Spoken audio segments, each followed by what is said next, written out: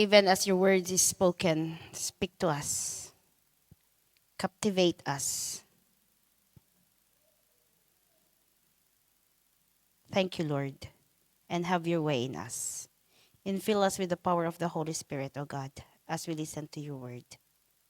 In Jesus' name, amen. Amen. We can take our seats. Praise the Lord. Last night was a victorious night. Last Friday was a victorious Friday. The whole day of Saturday was victorious.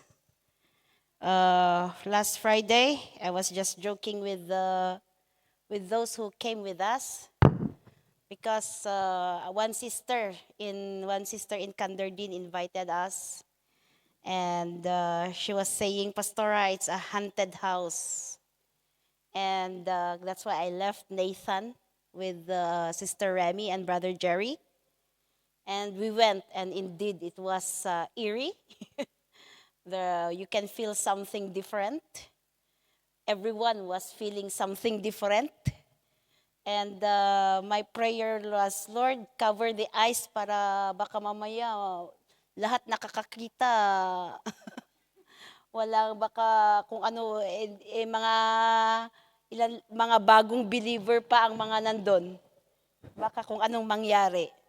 And indeed, I don't know, parang, alam nyo, parang nilagyan daw nila ng bumbilyang bago yung ilaw, hindi umiilaw.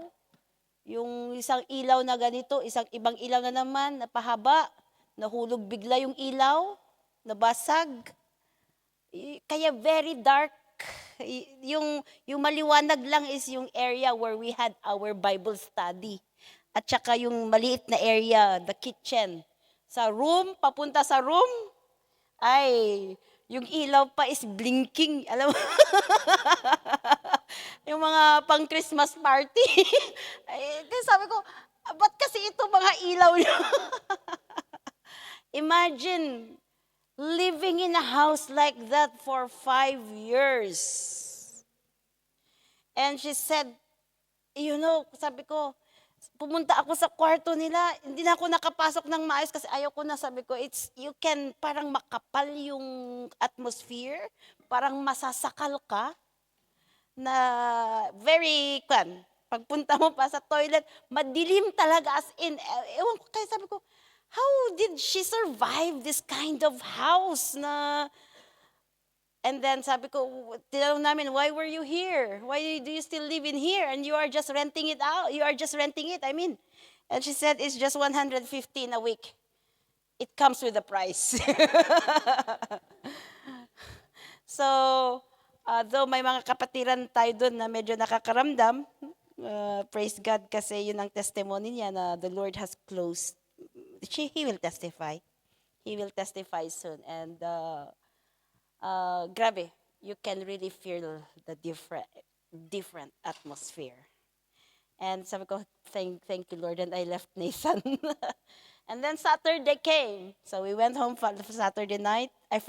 Saturday came, we went to visit one of our sisters who had been coming and join the Northern Brethren, si Sister Leonie, and she is moving here to Mandura, and I'm targeting her so that we will invite her in the future when she moves here. And alam niyo naman, kung nakita yung Facebook ko, yung daanan masyado namang matirik. Na sabi ko, paano na yan? Baka hindi na tayo makabalik. Unexpected. Here in Australia, I did not expect that. Parang mas maganda pa yung kalsada namin, hindi po sementado yung kalsada namin papunta from the main highway to our barangay in Sagada. Hindi siya sementado, pero parang mas maganda pa yun. Sabi ko, ba't may ganito pa palang kalsada kasi mag-isahan niyang bahay, isolated house. Tumakbo siya sa buhay niya, tinakbuhan niya ang buhay niya, may problema siya, tumakbo siya, in-isolate niya ang sarili niya sa isang isolated house. And we ask her, how much are you renting in this house? 350 a week. How come it's very expensive na parang isolated talaga, natatanaw mo lang yung mga bahay away. And I was asking them, yung mga sumama sa akin, Where do you prefer to live if you only have two choices? The house last night, haunted house. You are paying 150. Alam niyo yung itong isolated house, malayo yung pataas yun ano na hindi sementado na matirik-tirik. Yung basurahan pa, kailangan nasa labas na palakaran mo yung mga 300 meters siguro. Ilabas mo lang yung basura mo. Kaya sabi ko sa kanila, where do you prefer to live? Maganda yung kalsada papunta sa haunted house? Mura ang rent? Or dito sa isolated house na 350? Na parang kalaban mo naman ang silence, ang boredom, para kang talagang malayong-malayo sa kabihasnan. Sabi nila, pero they chose pa rin yung isolated house. Kasi I was, it seems, it seems they are sleeping with the ghosts. The room is very dark. Yung mirror, yung man mirror na may biglang kamay na namarka. Dinilit nila, meron ulit na imarka na kamay. And pinapasok niya, pinakita niya sa mga kapatiran. Tapos yung ilaw nga naggagano. Sabi ko, ano bang pinapasok natin? Sabi ko, Lord, ganito bang manilbihan? Apan tayo suksuk-kisukan di kakararwak. You know, when we go and seek for lost souls, we have to undergo this kind of situations. And praise the Lord, the person, yung si Sister Janelle, the owner, I'm praying she will come during the joint fellowship. And she cannot even drive. At wala pang signal sa haunted house. For that 150, walang signal.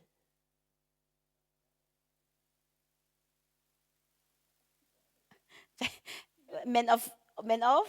Mighty men? Sige, mag-join. Sige, punta kayo doon. Maraming. Kasi sabi ko sa kanya, sabi niya, Pastora, kasi tiningnan ko naman kasi, mga, ano yung wind chimes? Hindi wind chimes. Dream catcher.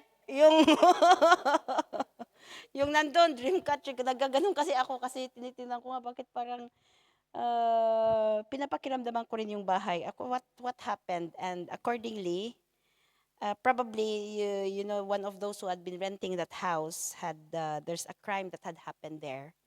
And it seems, she's not really sure about this.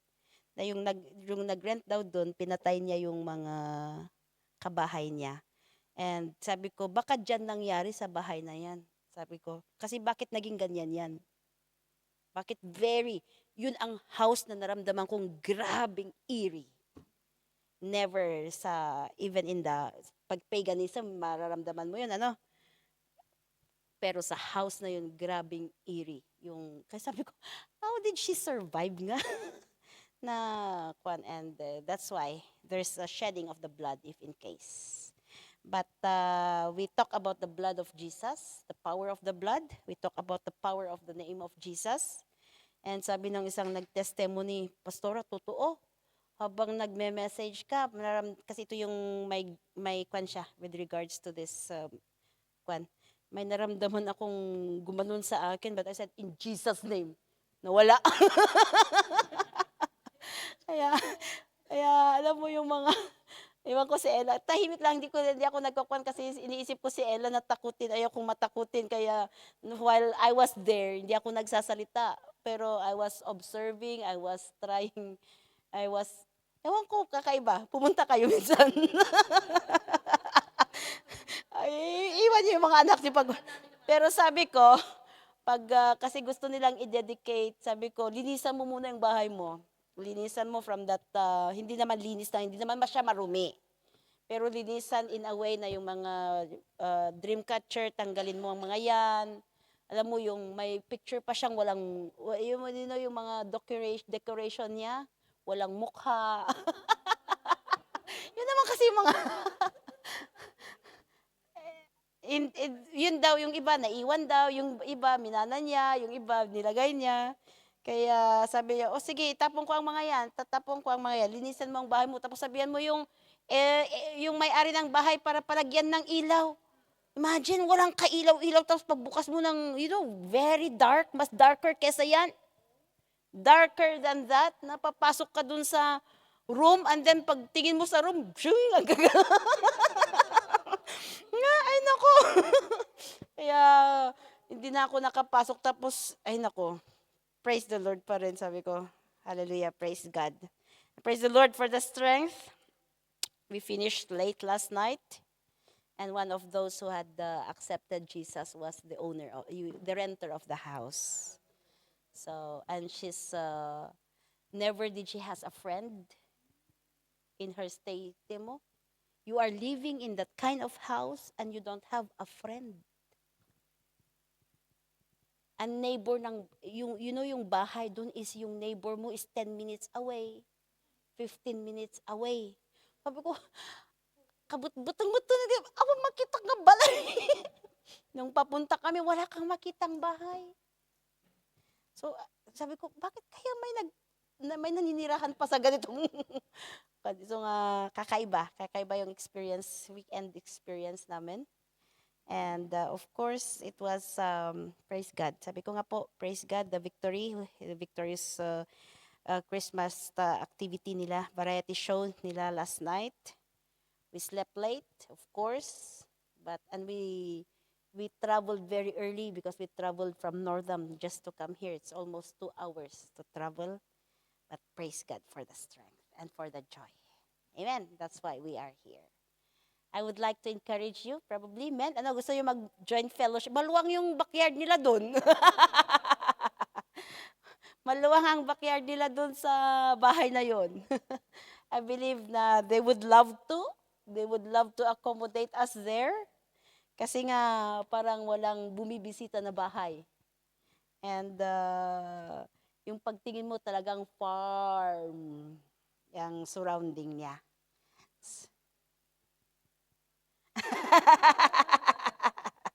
Magbulabog tayo, praise and worship. Ang pinag-pray ko is kasi bago-bago ang mga yun. Sabi ko, awan man kumarkaro. Please. Paano kung may nangyari? Mga lalaki ang mga yun na puros bago.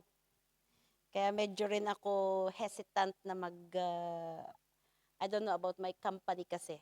Tapos ito patakutin, pero dapat hindi takutin ang pumupunta doon. Pero hindi naman siya natakot nung pero nung pauwi kami, in Jesus name.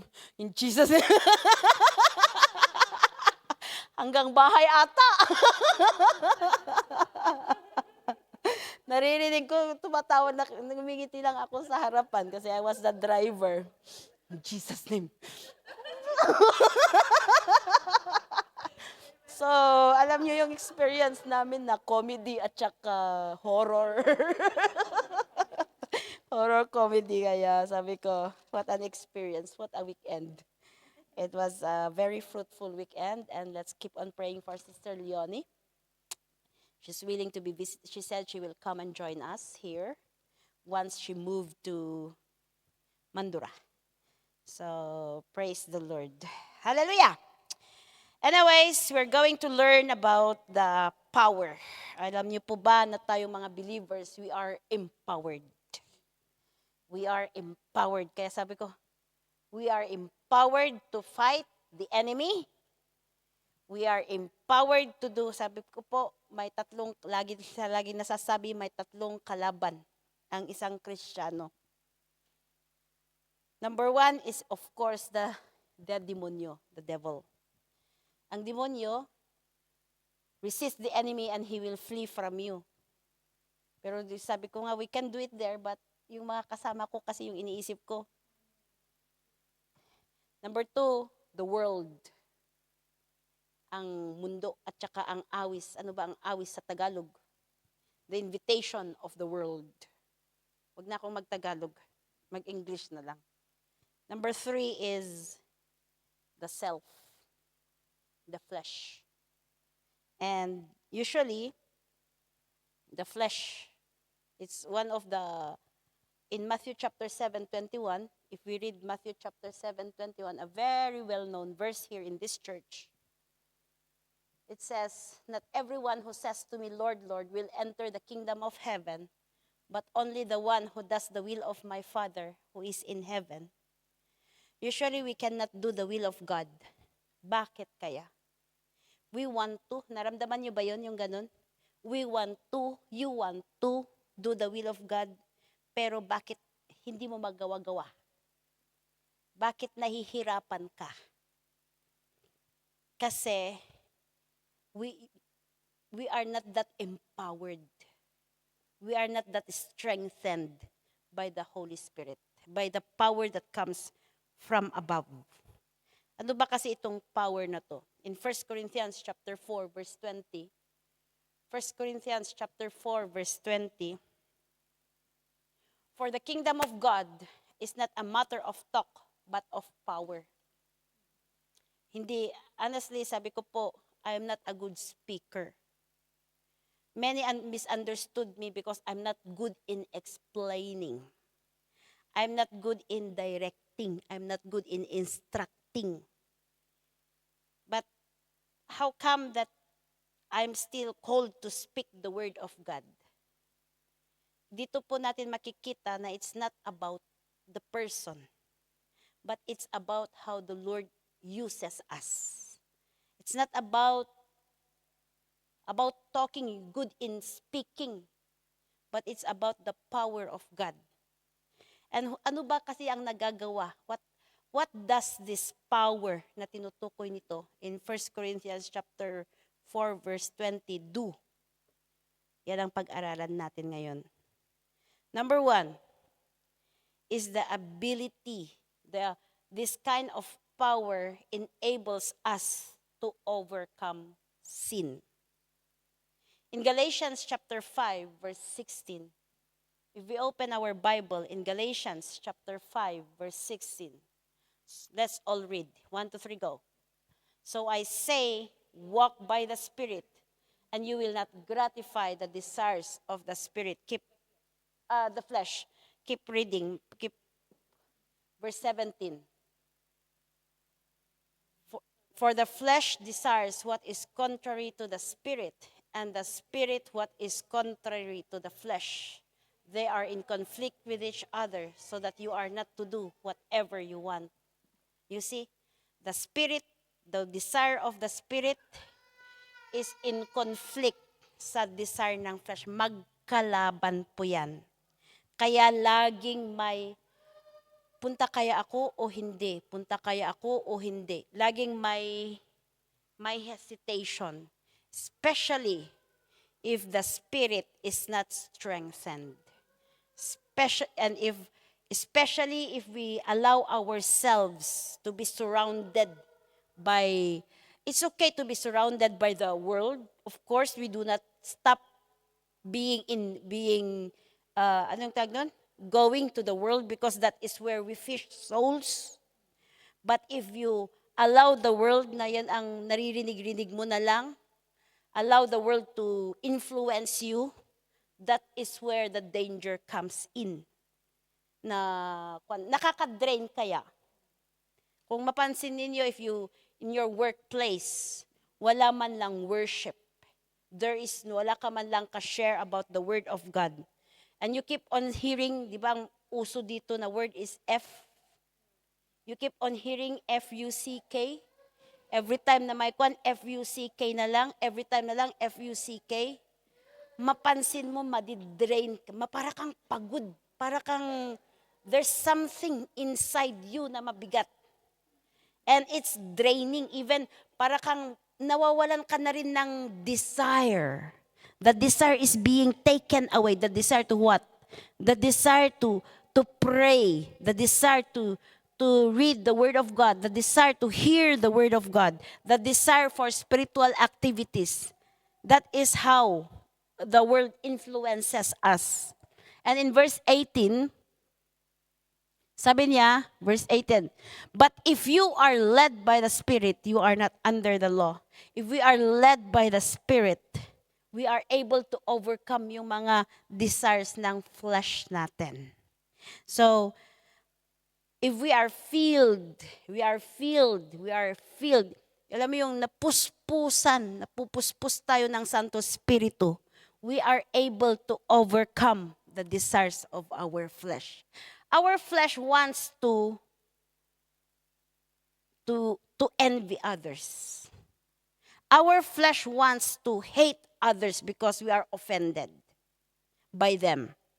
Our flesh wants to do our addictions. Alam po na, when I say addiction, I'm not just talking about addiction sa alak. I am not just talking about addiction sa sigarilyo. Yung mga anything that hinders us in coming to God. But pag napuspusan po tayo ng Espiritu, we are overcomers. We can say no.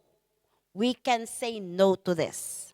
We are, yung mga desires ng flesh, if you continue to read verse 19. Sige nga, basahin natin yung mga desires ng flesh. The acts of the flesh are obvious. Sexual immorality, impurity, and debauchery. The sexual immorality, I've been talking about a lot. And there was this one brother who boldly testified last night, because it was a testimonial. And I'm opening it here because he allows me. And as he said, praise the Lord, because my phone was full of apps that would cause me to involve myself to pornography. But when I heard the message, and when I underwent water baptism, I uninstalled all the apps and even the websites that I am visiting. And then I asked him last night, praise the Lord for your boldness. Not everyone is bold to talk about pornography, that they are being involved about pornography publicly. Probably some of you can talk to me about it to me, or to some person, small group, but to do it publicly is different. And you know what he told me? Pastora, nung ginawa ko ngayon, hindi ako nahiya sa Panginoon. Ngayon pa, bakit ko pa ikakahiya na sabihin yung mga Grabe, I was so much blessed with his answer. Na, kaya we have to condemn this act. Because it is hidden. It is done in secrecy. But it is taking lots of us. Amen po ba? So, impurity, debauchery, ano pa? Idolatry and witchcraft. We were talking about it, yung sa Sunday school. Witchcraft, that is mediums, talking to the dead. Kaya yung mga ano ba sa Tagalog? Yung hindi siya mambunong eh. Yung pinupuntahan na nakikiusap yung tao. Albularyo, mga albularyo. That is witchcraft. Palmistry, that is witchcraft. Horoscope, that is witchcraft. Hatred, ano pa? Discord, jealousy, fits of rage, selfish ambition. You are just talking about yourself. Dissensions, factions, ano pa? 21. Envy, drunkenness, orgies, and the like. This is the word of God. I warn you, as I did before, that those who live like this will not inherit the kingdom of God. If you have seen yourself being still involved in that, Paul is warning us all that those who live like that will not inherit the kingdom of God. We still have the time to repent. Let's do something about it. Amen po ba? So, ability to overcome sin. Sin, don't you know that sin is pleasurable? Sin gives pleasure to the body, to the flesh.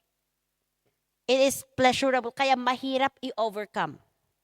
But when we are empowered with the Holy Spirit, we can. If you need help, sabi ko po, if you need help when it comes to sexual immorality, better tap our help. Because this is a stubborn spirit. It's not easy. Huwag po tayong mahiya. You know what? Sabi ko po sa kanila, no wonder, I praise the Lord that I was sexually abused when I was young. I understand what you are undergoing through. The result of that abuse to me was, it's too much. But I praise God because I was freed. And now I can understand why people are involved with this.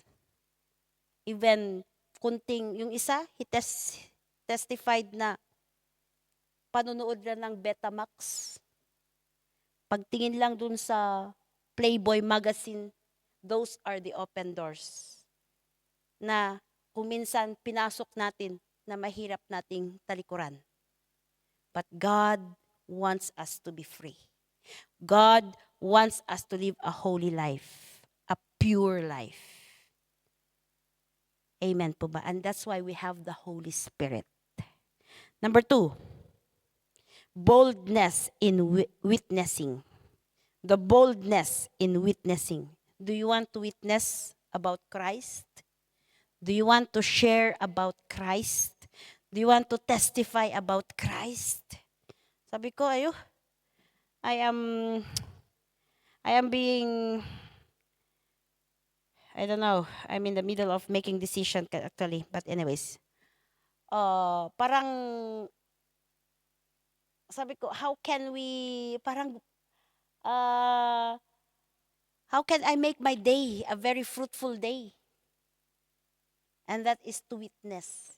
You know, the more you witness, the more you feel satisfied, fulfilled within you. And we are all called to witness. In Acts chapter 1, verse 8. Acts chapter 1, verse 8.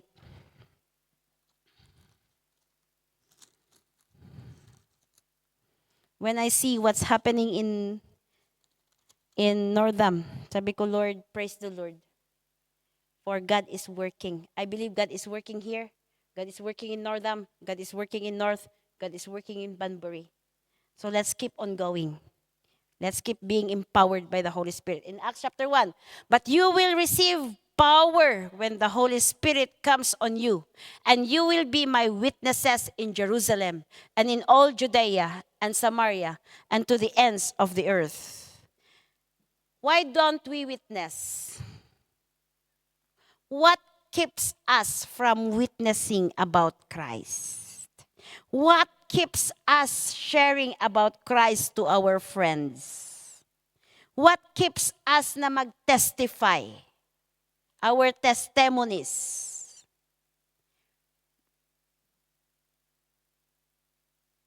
We're so afraid of persecution.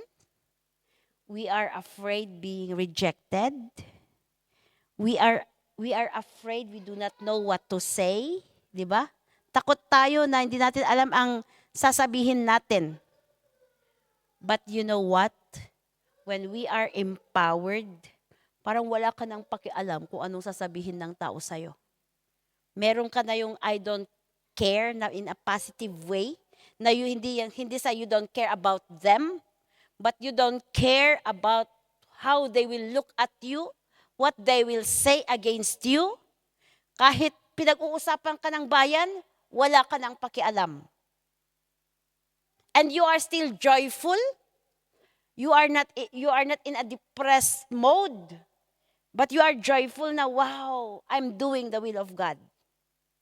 So if we have received the power, that's what the power can do.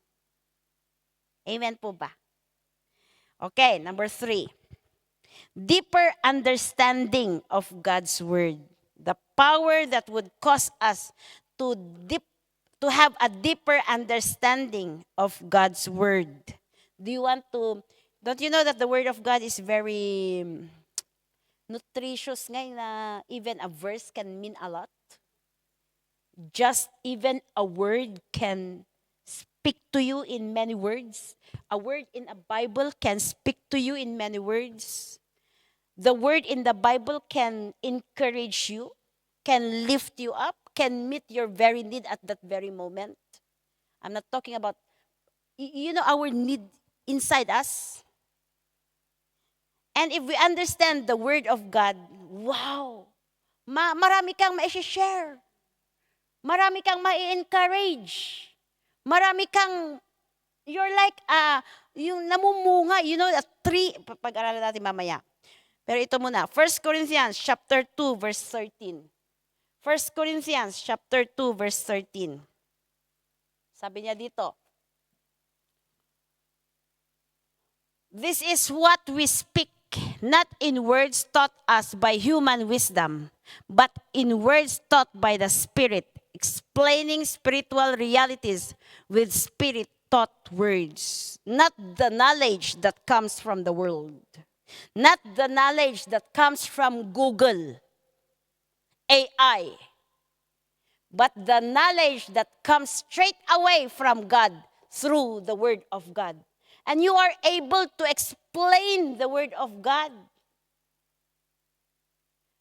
At kung minsan, na-amaze ka lang, where did that explanation come from?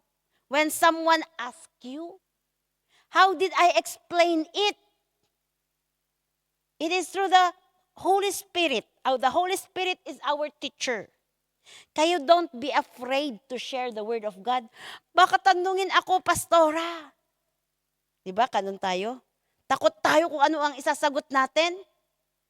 But when you have the Holy Spirit, when you are confident na meron yung Santo Espiritu sa'yo, the Holy Spirit Himself will reveal the word in your mind, in your heart, at yun ang masasabi mo. And I can attest to that many times, I don't know what to answer, but biglang may pumapasok ngayon na verses. And sometimes, pumasok yung verses, and then, pagbukas, ano kayang kwan yun? Pagbukas, hindi ito exaggerated na kwento Pagbukas ko ng Biblia, andun mismo. Pagbukas mo lamang, andun na yung verse na gusto mong isagot. Many times it had happened. That's why I say, the Holy Spirit is true. The Holy Spirit is alive. Kaya wag tayong matakot when they ask us questions. When we went to, ang minsan na iniiwasan ng mga namin, kung minsan noon, is question and answer. Because baka hindi namin alam ang sagot. But praise the Lord. Totoo pala yun. Huwag kayong matakot. In Jeremiah and Isaiah experience, yung binigay ng Panginoon yung word in their mouth, the scroll, eat it. Literal siguro na vision sa kanila. But to us, the word, the Lord will give us the word. Amen po ba? So, deeper understanding. Number 4, the power to give us the faith to endure trials. To endure trials. Lahat po tayo matetest. Lahat po tayo, we will undergo. Sino ang gustong ma-trial? May undergo ng trials and testings. Gusto? Sino ang gusto ng trials and testings? Amen. Sino ang takot sa trials and testing?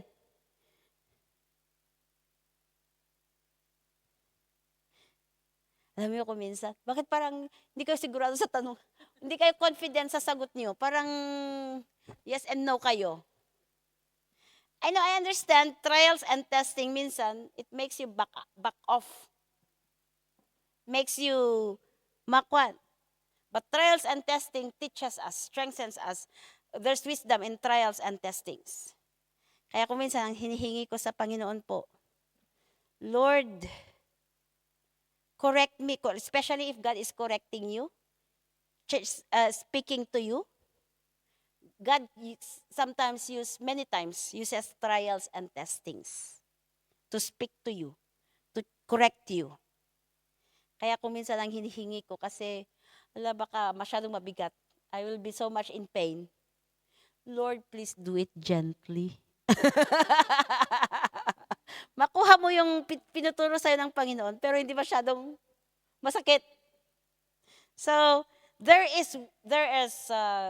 suffering is God's design. And there is wisdom in suffering. Amen. So, the faith, when we are empowered, the strength to endure trials, the faith to keep going now, there is hope at the end of the tunnel. Hindi ka magstay in a depressed mode. If you underwent trials and testing, of course, at first, talagang it will make you back off. But when we are empowered with the Holy Spirit, we are strengthened to be resilient. Amen? In Acts chapter 7,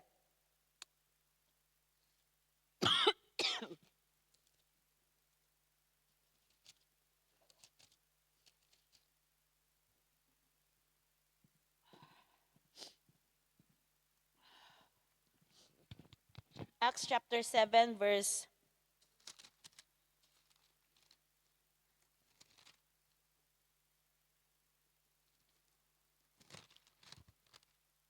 54.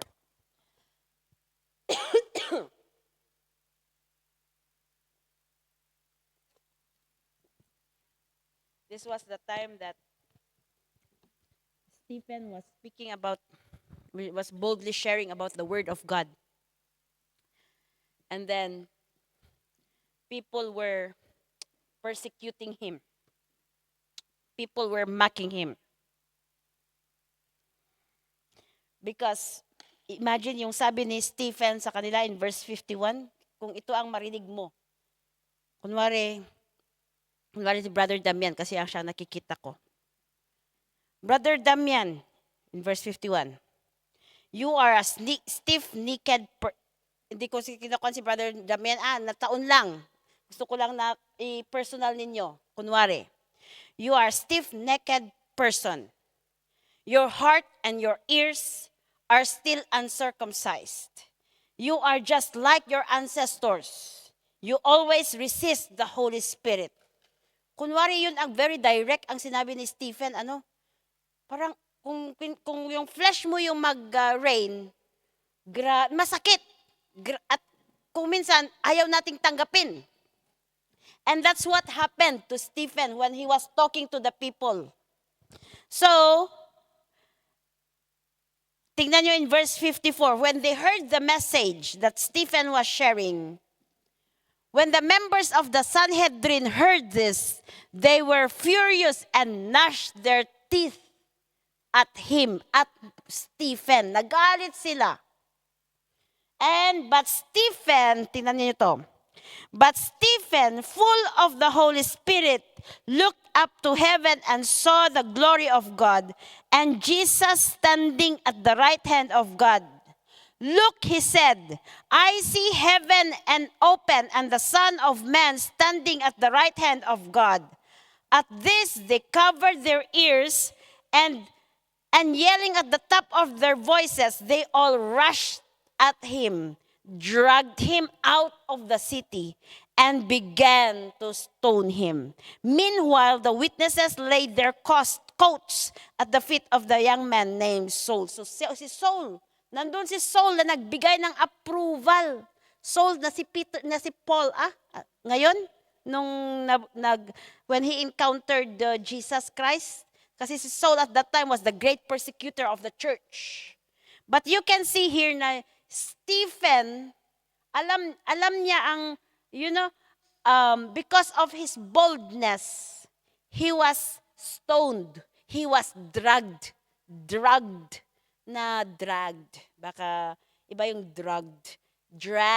Kinaladkad outside of the city. And paano na-endure ni Stephen? Kasi he can just always stop speaking He can just stop speaking so that the people will not be furious at him. But he kept speaking and he endured that yung ginawa ng people towards him.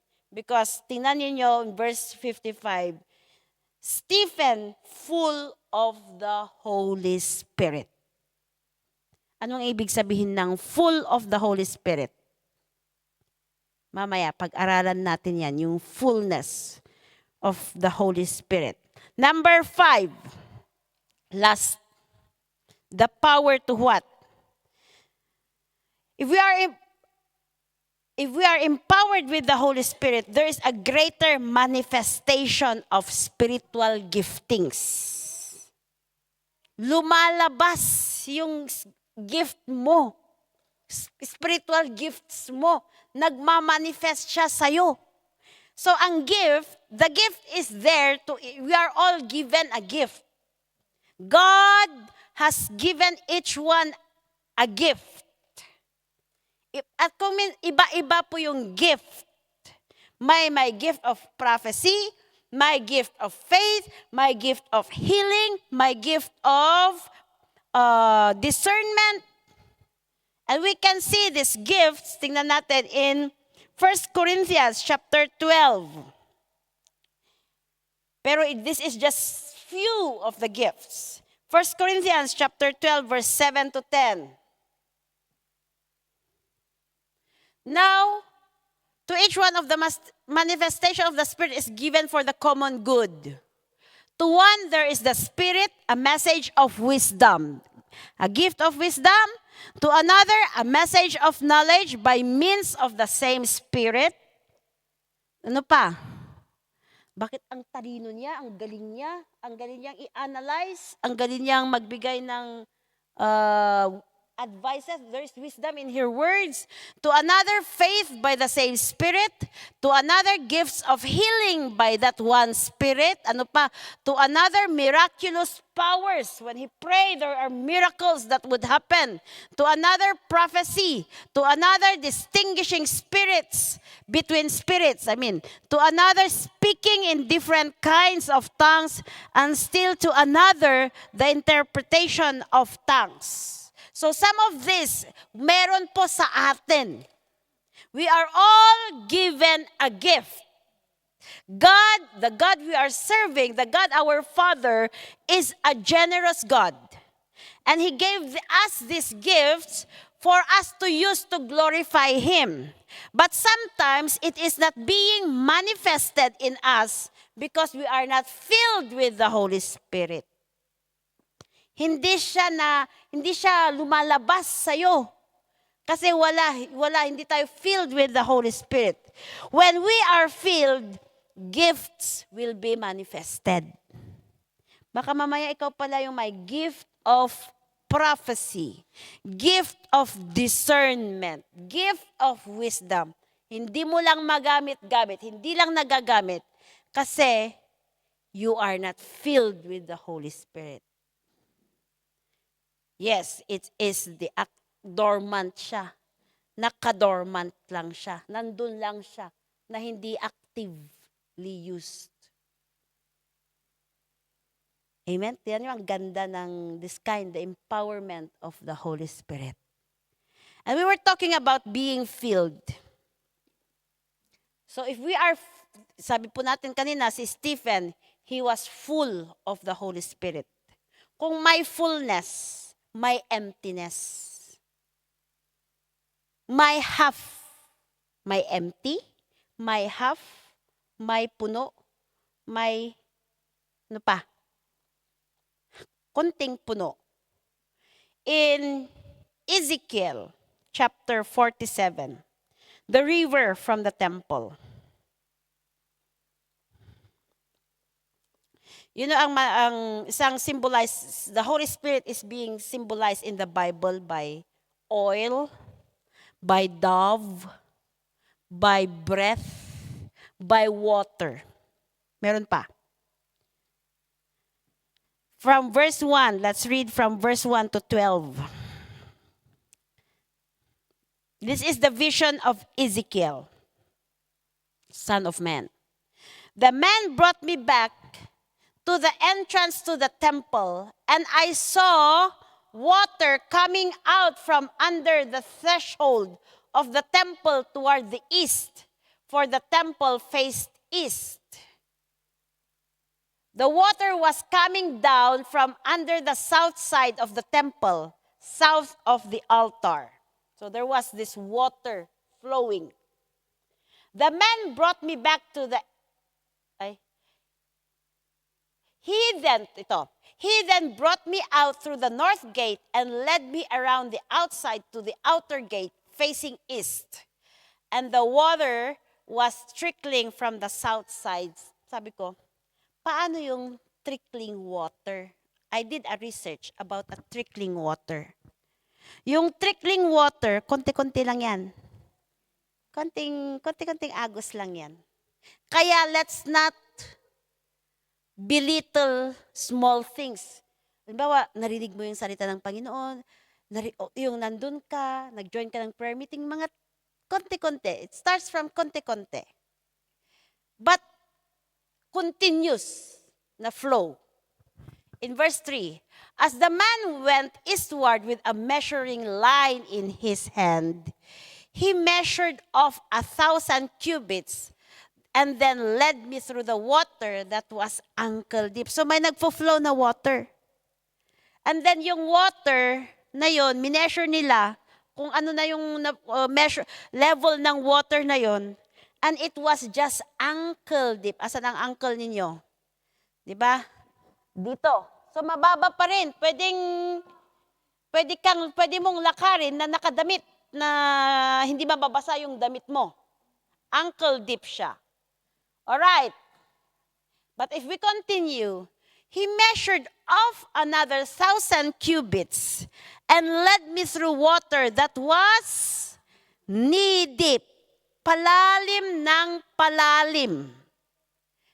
And then he measured off another 1,000 and led me through water that was up to the waist. Wow! So talagang lumalalim siya. In verse 5, he measured off another 1,000, but now it was a river that I could not cross, because the water had risen and was deep enough to swim in, a river that no one could cross. Remember we talk about the baptism sa DTC of the Holy Spirit being, yan yung tinutukoy na fullness. Yung punong-puno ka inside and out. Di ba yan? You cannot swim. Hindi niya makross. Kailangan niyang iswim. Kasi baka kung i-cross lang niya yan, yung tubig, mapapasukan siya sa loob. So he has to swim. That is the fullness of yun yung talagang fully filled with the Holy Spirit. Anong ibig sabihin po niyan? The Holy Spirit, you can be filled with the Holy Spirit. Ankle deep lang, konti lang ang pagkapuno mo. You can be filled na knee deep lang. You can be filled na waist deep lang siya. And you can be filled na talagang punong-puno ka. Pag kunti lang po, kaya nga po, kapag kunti lang, ang meron yung parable of the 10 virgins, nawawala. Kasi parang being filled with the Holy Spirit is parang nare-recharge tayo. Parang nadidrain, Nadidrain din yan. At kapag kunti lang ang pagkapuno natin, kunting desire lang natin sa Word of God, kunting desire natin sa prayer. Kasi ganun naman tayo mapupuno eh.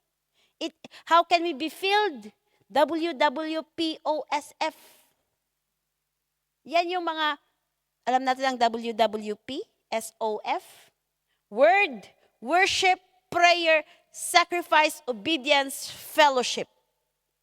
If we are not involved in this, we don't have the desire for the word, for the worship, for prayer, even to sacrifice, obedience, fellowship.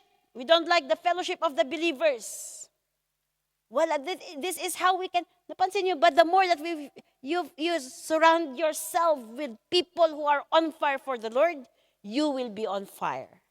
But if you surround yourself with people who are not for God, yung parang wala silang desire for God, yung desire mo, mamamatay.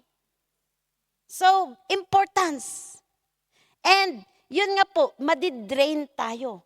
Kapag ganun lang ang infilling mo ng Holy Spirit, wala kang magagawa. Hindi, madaling maubos yan. Kapag dito lang, madaling kwan yan. Hindi pa overwhelming yan na infilling of the Holy Spirit. Dito nga is hindi rin overwhelming. So we desire the fullness. And hindi, sometimes when we hear and then someone pray for you, especially if you receive the message, because even if you are here, you can still resist the message. If you are, and someone will pray for you for infilling, you can be filled. But paano ba i-maintain yung infilling of the Holy Spirit? WWP, SOF. The moment na nag-relax po tayo dito, nawawala rin po yung power, the empowerment of the Holy Spirit. And if we continue to read, then he led me back to the bank of the river. He asked me, "Son of man, do you see this?" Then he led me back. When I arrived there, I saw a great number of trees on each side of the river. Wow! Parang namumunga ka. Namumunga ka spiritually. You are trees. Woo! Exciting. Sabi ko, Lord, gusto kong mamunga sa Canderdin. Gusto kong mamunga sa Calgary. Gusto kong mamunga sa Banbury, sa Perth. Mamunga ng kaluluwa. Souls are being, tingnan natin if we continue to read. Bakit souls ang tinutukoy ko dito? He said to me, "This water flows toward the eastern region and goes down into the Araba, where it enters the Dead Sea." Bakit Dead Sea? When it enters into the sea, because the water is salty, kasi di ba, hindi sila, yung explanation mo doon, Sister Mai, walang labasan.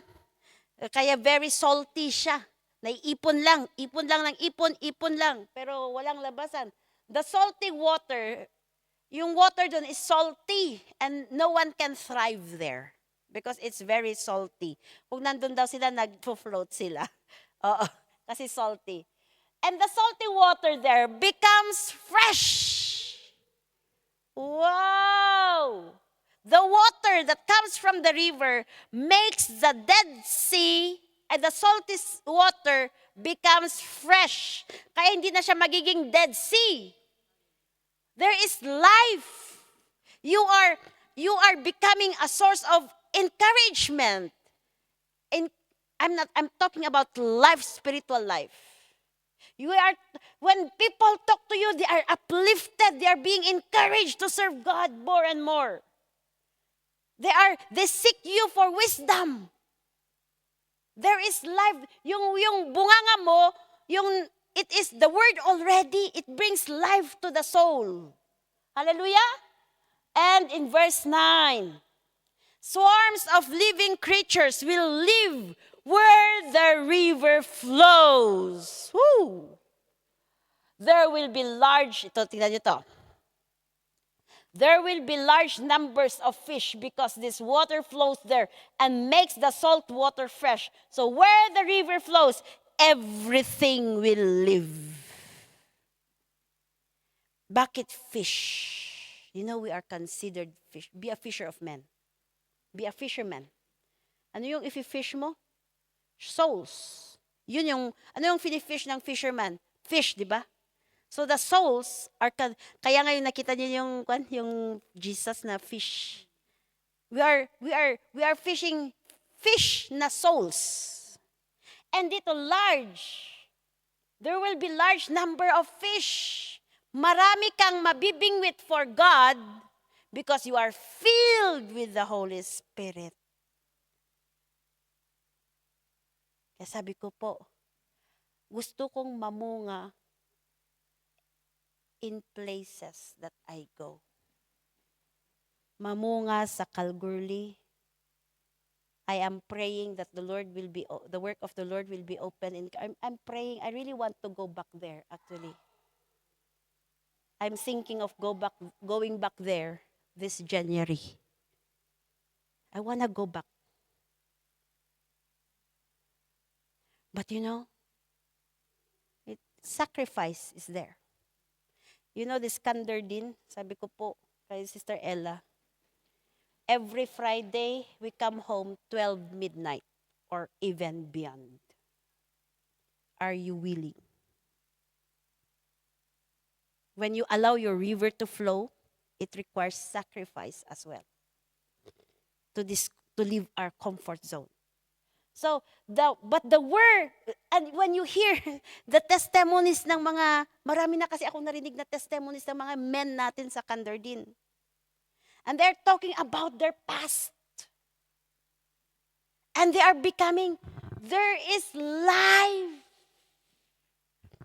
So where the river flows, everything will live. There is life. They are having life. They're having new hope in their lives. Amen po ba? Ikaw mismo, you are, when you are filled, when you receive the water that comes from the river of life, wow, mamumunga ka. Mamumuka ka ng kaluluwa. In verse 10, fishermen will stand along the shore from Engade to Englai. I don't know how to read it. There will be places for spreading nets. The fish will be of many kinds, like the fish of the Mediterranean Sea. Sabi ko, Lord, fish of many kinds. Bakit puros mga Pilipino mat? Kaya, tingnan natin, baka itong si Sister Leonie. Kasi Australian siya. Yeah, so magiging English tayo if in case. Are you ready to speak in English, your testimonies? Okay, ito, verse 11. Read this one. But the swamps and marshes will not become fresh. They will be left for salt. Sabi ko, when I was reading this, I kept going back to this verse. Yun yung, sabi ko po, when you read the Word of God, and there is the verse that God wants you to, parang lagi kang binabalik doon, go back. Meditate on that verse. Do your research on that verse. And the Lord will speak to you. Di ba usually sa sa sea, ito yung kasi yung swamps, marshes, ito yung mga parang sa gilid-gilid ng sea. Hindi nila na-experience yung fullness na nagpo-flow kasi nasa gilid-gilid sila. If you are the person na nagpapagilid-gilid when it comes sa church natin, in the presence of the, I'm not just talking about the church, in the presence of the Lord, you will not feel the fullness of the flowing river, of the flowing water. Kaya sabi ko kay Sister Ella, example ko, Sister Ella, huwag ka nang magpagilid-gilid. Kaya when I assign, sabi ko, ikaw nang mag-share mag-exhort next Sunday on tithes and offering. Ayaw niya, pero sabi ko, hindi, this is your time to be part. And the more that you are becoming a part of it, the more that you are ma-experience mo yung fresh water. Kasi hindi ka na nagpapagilid-gilid. Huwag po tayong mahiya na nagpapagilid-gilid tayo. O sige, pwede bang observant na lang ako? We are not called to be spectators. Spectators na pinapanood na lang natin kung anong ginagawa. And you don't even believe what's happening. We are called to be part of the river, of the sea, to be in the sea. Nandun tayo sa sea. Part of the prayer meeting, part of the Bible study, the more that you involve yourselves in here, in these activities, yung kung anong ginagawa sa sea, yung presence of God, the more that we are being filled. Kaya wag po tayong magpagilid-gilid. Wag nating i-resist kung they say, do something, this. Don't say no. Just keep on, okay. Amen po ba? Because ako na nag-a-assign, hindi lang po ako nag-a-assign. Kahit kung minsan di ko nakitang ginawa mo, there's a purpose behind of assigning you. Amen po ba?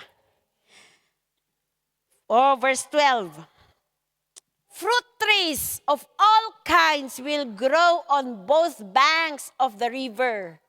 Their leaves will not wither, nor will their fruit fail. Every month they will bear fruit, because the water from the sanctuary flows to them. Their fruit will serve for food, and their leaves for healing. Hallelujah! Ano yung healing na ito, Pastora? You know, there are many people who are hurting outside. Sabi ko sa isang kapatiran, alam mo, ang galing mong mag-joke. Ang galing mong magpatawa, pero hindi ko pa nakikita yung totoong ikaw. You are hiding something in you. Opo, Pastora, time will come, I will tell you. My point is, there are many who are hurting that they are trying to mask. And when we are tayong tree na yung pa natin, we can be a source of, hindi naman source of healing. We are not the source of healing, ha? God is the source of healing. But we are the instrument for the healing. We are just instruments. We are not the healer. But we are the instrument because the Holy Spirit we are filled. Amen po ba? And nagmayat ngay. Ang sarap na kwan na people come to you, can you pray for me? People come to you, can you advise what should I do with this? Yun ay bunga. Different kinds of fruit. Fruit of people are so nagbubunga ka na na-encourage yung mga kaluluwa, souls. Amen po ba? And ang sarap na yung ikaw, you have an impact in one's life. Yung footprint mo, may naiwan sa buhay ng isang tao. That is how we are bearing fruit. And I can bear fruit in her life. You can bear fruit in her life. You can bear fruit in her life. Hindi lang iisa. We can all. Because we have different giftings. And if we are filled with the Holy Spirit, nagmamanifest yung gift natin na yan. And people will come to us. Amen po ba? The problem ngayon is, are you filled with the Holy Spirit? Are we filled with the Holy Spirit?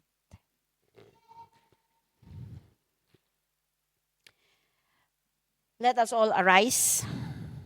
If you want to be filled with the Holy Spirit, come to the source. Come to the source.